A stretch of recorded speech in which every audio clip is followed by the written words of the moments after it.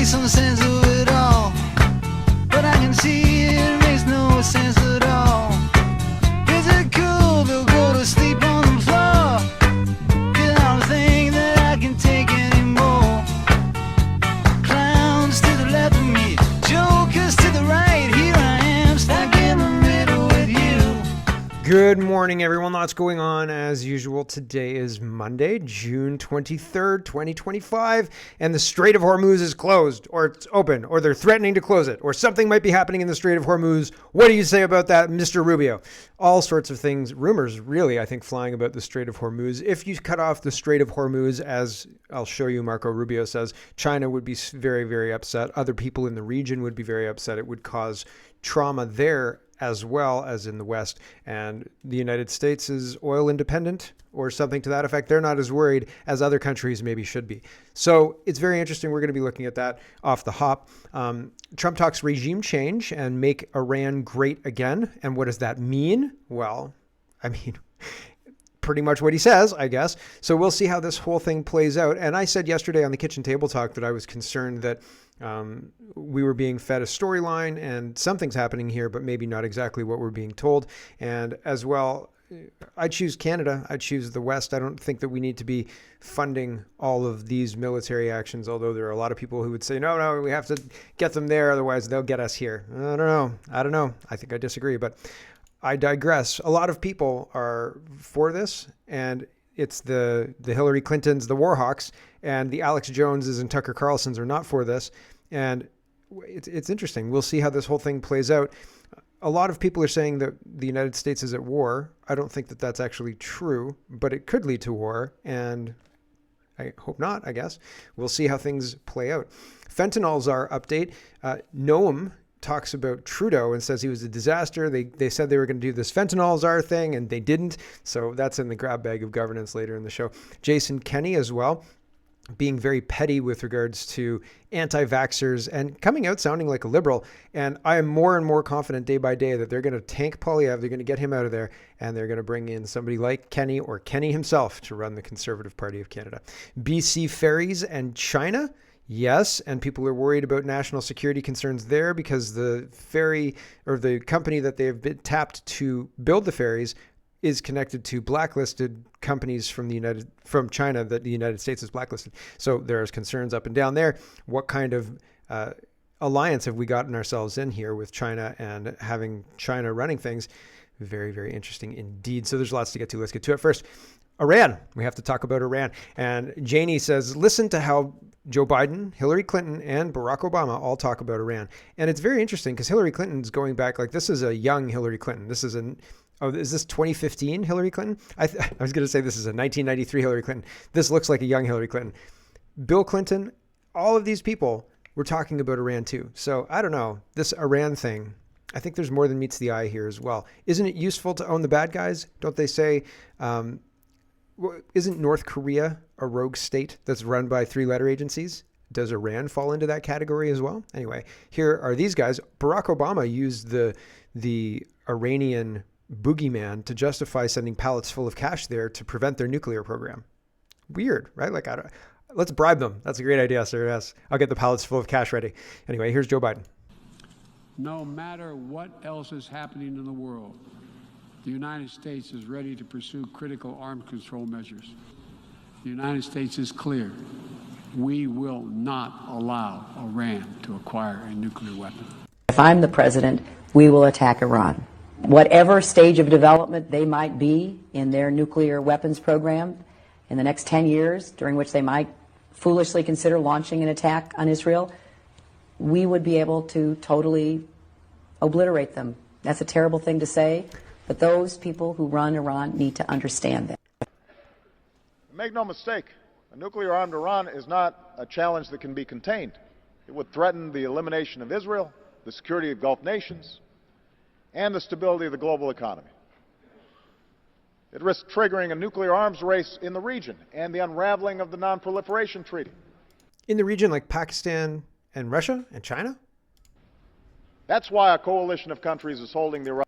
Aren't they pledging to give nuclear weapons to Iran? Why does Iran need to develop? This was a question that Noel came up with yesterday. He said, listen, why do they need to develop nuclear weapons? They could just call up their buddies and say, hey guys, we need some nukes. Like, send them on over, right?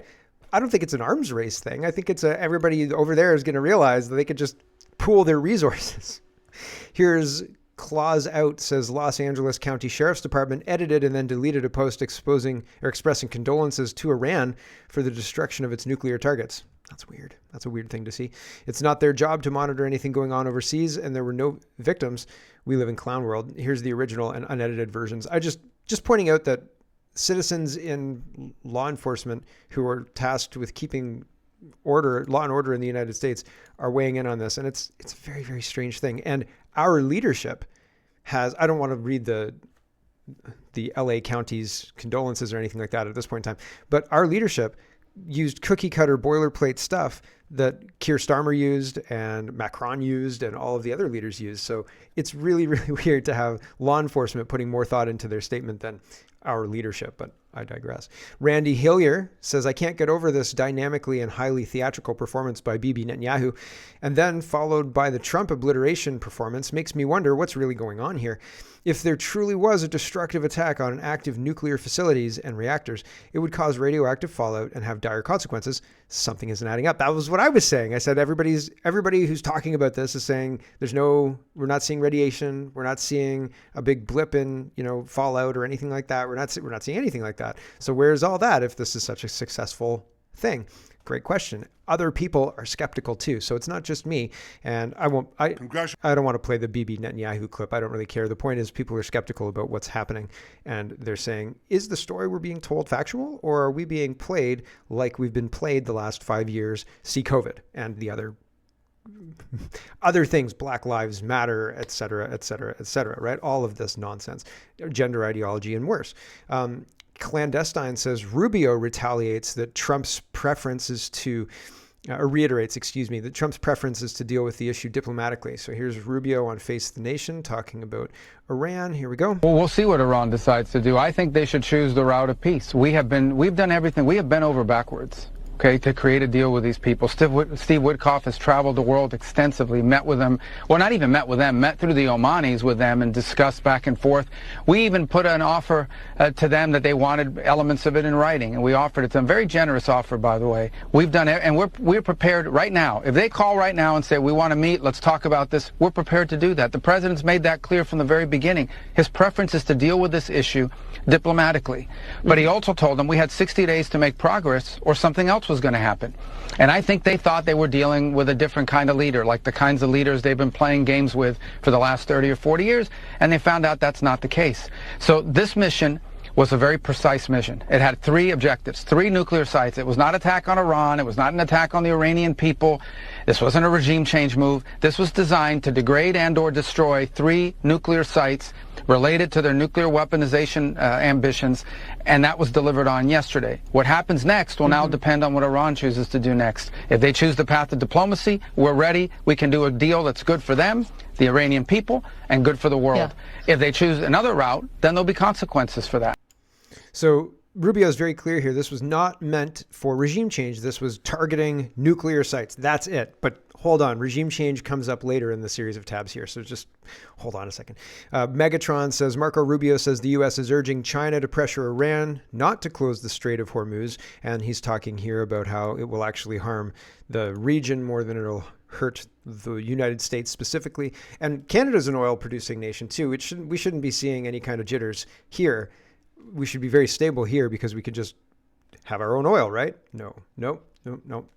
So unfortunately, because of the bad policies that we've had for years, this will matter to us as well, right? But here's Rubio, less than maybe other places. Here's Rubio making the case that China will want the Strait of Hormuz kept open because they depend on it. Here we go.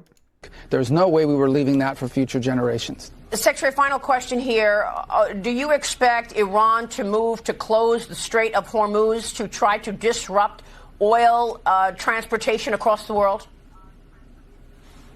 Well, I encourage the Chinese government in Beijing to call them about that because they heavily depend on the Straits of Hormuz for their oil. If they do that, it'll be another terrible mistake. It's economic suicide for them if they do it. And we retain options to deal with that. But other countries should be looking at that as well. It would hurt other countries' economies a lot worse than ours. It would be, I think, a massive escalation that would merit a response, not just by us, but from others. So, look, they're going to say what they need to say. You know, these are the things that need to happen for their own internal politics and so forth. But in the end, we're going to judge them by the actions that they take moving forward. We had 3 objectives. We struck those 3 objectives with decisive force. And that was the point of this mission. And that's what we achieved. What happens next will depend on what they do. They want to negotiate. We're ready to negotiate. They want to get cute and do things that are dangerous. We have responses available that are devastating. Secretary, was China... You want to get cute? We'll destroy you. So interesting. Secretary Rubio is very clear, and I wonder where this whole thing is going to go. Although Trump introduces regime change. Fox and Friends says it would be suicide, economic suicide for them. Jackie reacts to reports that Iran has ordered the closure of the Strait of Hormuz. So people are reporting that it is actually closed. Again, I would say just wait on that because it's more than just the conflict between the United States and Iran and Israel and Iran at this point in time. It's broader than that. And the Strait of Hormuz is bigger than that. So we'll see. We'll see if that closes down, but it will be interesting if they do move in that direction. And I think we'll probably know one way or the other today, end of day today. If they close it down, watch the gas prices spike, right? So we'll see. Here's Ryan. He says, everything they do is in lockstep with each other. We are not a sovereign nation. So Mark Carney's Iran response is the same as Keir Starmer's, is the same as Emmanuel Macron's, and they all basically say Iran's nuclear program is a grave threat to international security, and Canada has been consistently clear that Iran can never be allowed to develop nuclear weapons. While U.S. military action taken last night was designed to alleviate that threat, the situation in the Middle East remains highly volatile. Stability in the region is a priority. Canada calls on parties to return immediately to the negotiation table and reach a diplomatic solution to this crisis. As G7 leaders agreed in Kananaskis, the resolution of the Iranian crisis should lead to a broader de-escalation of hostilities in the Middle East, including a ceasefire in Gaza. Keir Starmer says Iran's nuclear program is a grave threat to international security. Iran can never be allowed to develop a nuclear weapon, and the U.S. has taken action to alleviate that threat. The situation in the Middle East remains volatile, and stability in the region is a priority. We call on Iran to return to the negotiating table and reach a diplomatic solution to end this circus. And Emmanuel Macron says, I spoke with the Crown Prince of Saudi Arabia, the Sultan of Oman, the President of the United Arab Emirates, and the Emir of Qatar to express our solidarity. To the President of Iran, I reiterated our firm request immediate release of our fellow citizens, and then he names them. Following last night's strikes, I called for de-escalation and for Iran to exercise the utmost restraint in this dangerous context to allow a return to diplomacy, engaging in dialogue and securing a clear commitment from Iran to renounce nuclear weapons are essential to avoid the worst for the entire region. There is no alternative. This is the only path to peace and security for all. So do what we say or we're going to bomb you. I don't know. I still think there's more to be seen here. There's more than meets the eye here. New York Post is reporting yesterday, Iran orders the closure of the Strait of Hormuz, putting 1/5 of the world's oil supply at risk. And Jason says, once again, if Canada wasn't captured by a net zero death cult, we'd be in a position to vastly expand oil production and deliver millions of barrels to the world immediately, thus vastly increasing our country's wealth and ending dependence on authoritarian despots like Khomeini and his Iranian regime. But instead, we can't even move oil from Alberta to BC's coast, 2 provinces right next to each other. I wonder if we can somehow turn top quality male tampons into energy. If anyone has that type of technology, we'll be the world leader in no time.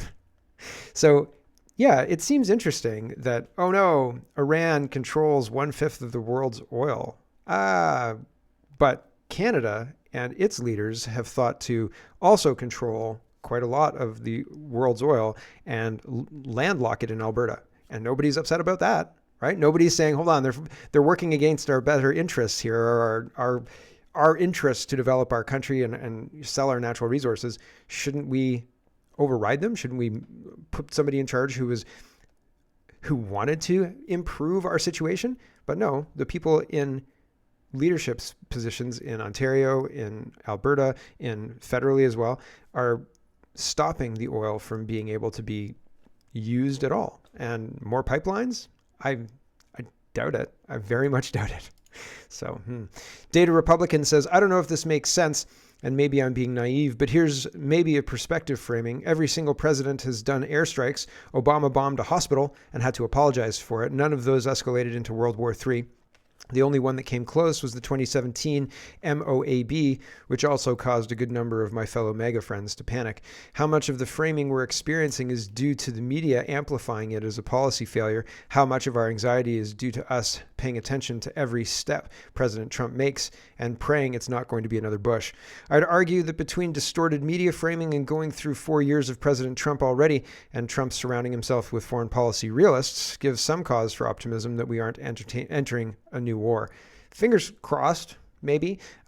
We'll see. We'll see. I think it depends largely on. So if Iran's a rogue state and they've been saber rattling to control presidents and things like that, and it gets serious when a Republican president's in power because the Democrats are part of the CIA operation controlling the rogue state in this thought experiment, then it makes sense that if they try and saber rattle and say, oh, we're going to do all of these terrible things, we're going to stop your oil and stop this, that introduces uncertainty, which causes prices to go up, instability, and all the rest. So instead of going, oh no, Iran's doing things, we're going to, treat with them, we're going to negotiate with them, we're going to give them billions of dollars, Trump says, if you F around, you have 60 days, 30 days, whatever it is, you're going to find out. So now the rogue states had their saber rattling flipped on them, and Trump goes in and smashes them and say, try it now. You're going to do what?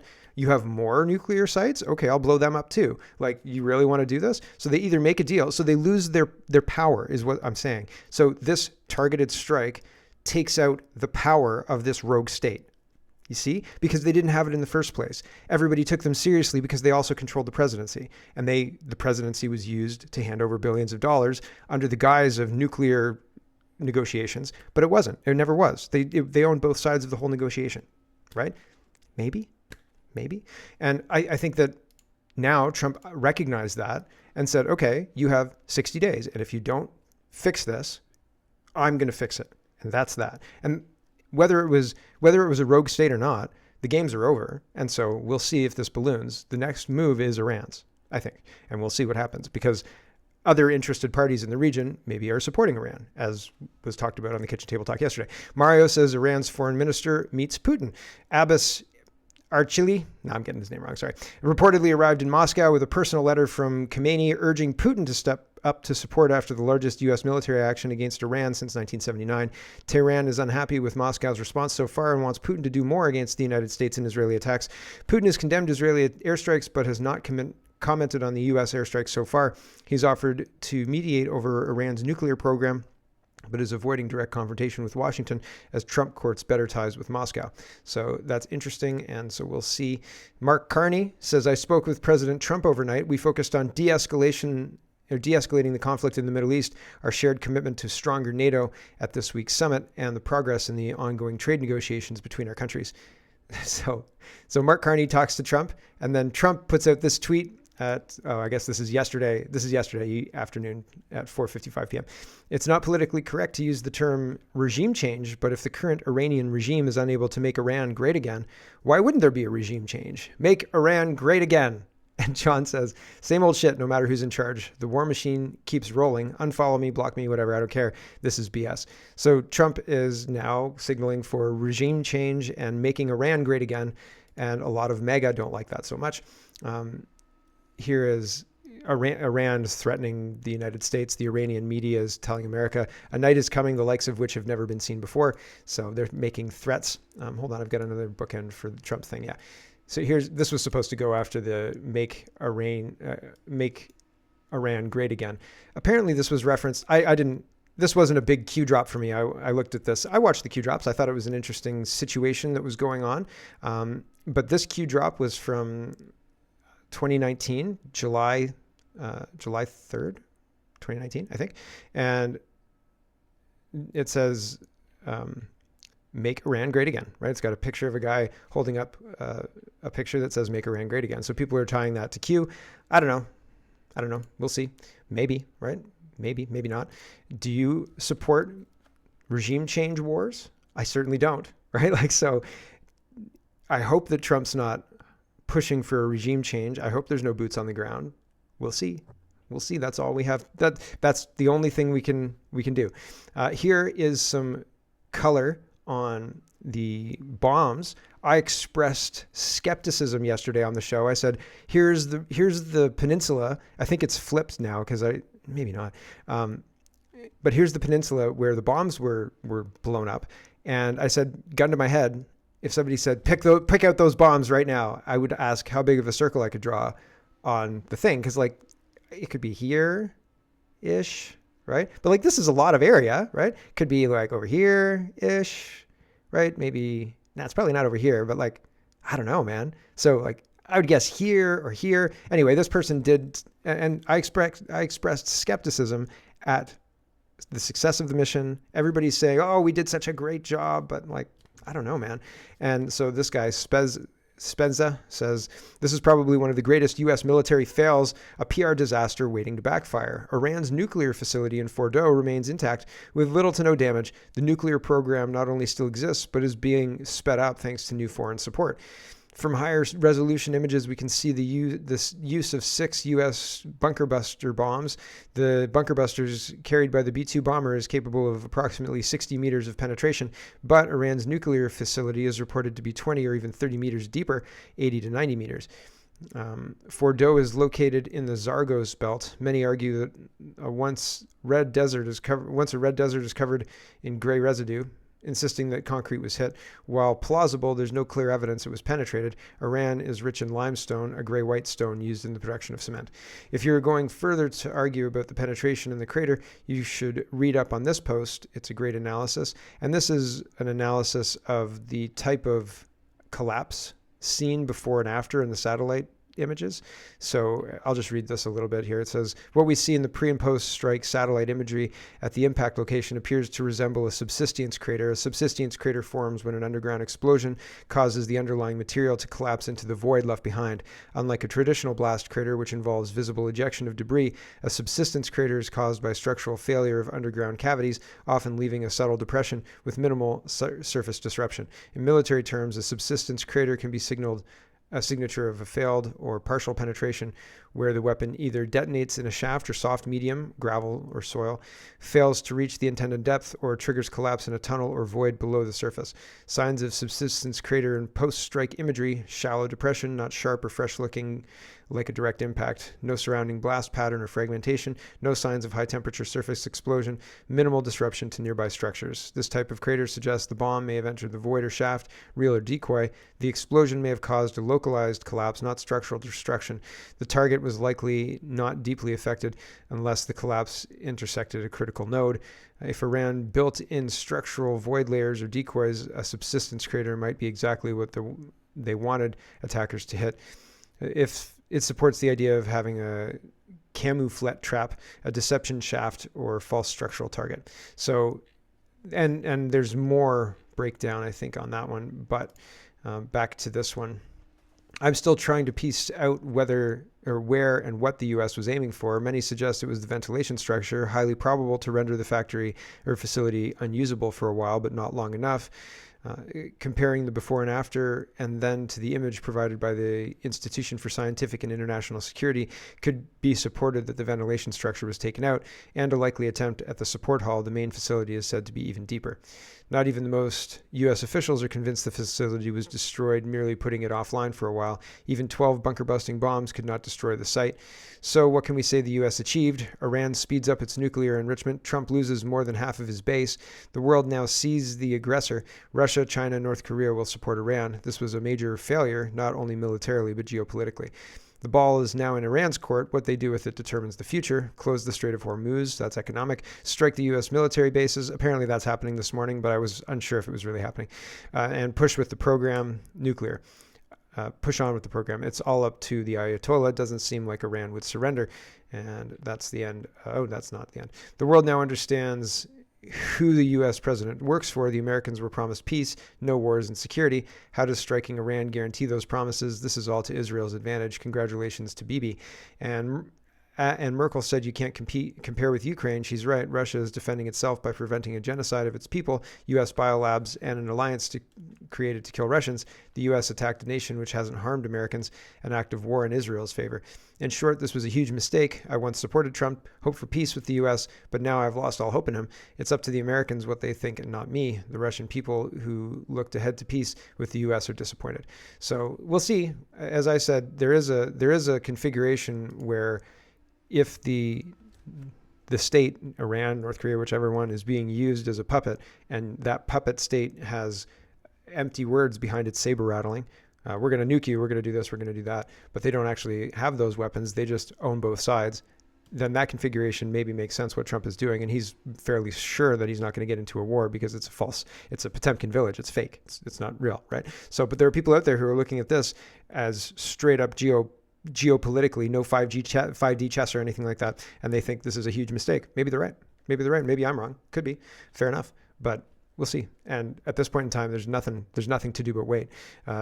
Iranian foreign ministry says Iran has no choice but to retaliate with force. So we'll see. We'll see how this whole thing plays out. I'm not sure. I would be worried about having sleeper cells activate within the United States and things like that. But indeed across the further west, but we'll see how that all plays out too. Let's go into invasion, the ongoing invasion of the West. I think we're going to get to the grab bag of governance and I'll have to kill the stream right then. But we'll finish this off first. Melissa says, I genuinely think we've lost all sense of scale. This is about the small boats in the United Kingdom. In December 2018, Sajid Javid, then Home Secretary, cut short his holiday and declared a major incident after 78 migrants crossed the channel in small boats in 4 days. Since then, 6 more Home Secretaries, 4 Prime Ministers have struggled with the same problem, how to stop the boats. All have failed. A record 17,000 have crossed so far this year, more than 9,000 crossed in a single day this month. So they pretend that they're going to solve the problems. They negotiate with people who they say they have to negotiate with in order to get movement on this. Oh, this problem's so hard. But you have a Royal Navy. You're being invaded by the ocean. What is going on? Like, you blockade, you put the Navy out, you say, oi, you turn those ships around or we're going to pop a hole in them. Like, and if we rescue you, we're going to take you back to France, buddy. We're not dropping you off in England. Like, what is going on? And so people pretend like they can't solve problems while they do other things like send Iran pallets full of cash. And the people who are sucking up those pallets full of cash, Chuck Schumer, or whoever else is on the other side of that, because I'm pretty sure it's not the Ayatollah. Like, he probably gets some scrapings from the table, right? That's why he's doing it. But the real money goes to probably U.S. Democrat political campaigns at this point in time. And I wonder here who's getting paid off, right? I wonder for the small boats who's getting paid off. Here is this guy. This is a football player, English football legend. So you know he's telling the truth. Matt Letizia hits the nail on the head. So here's what he thinks about the invasion.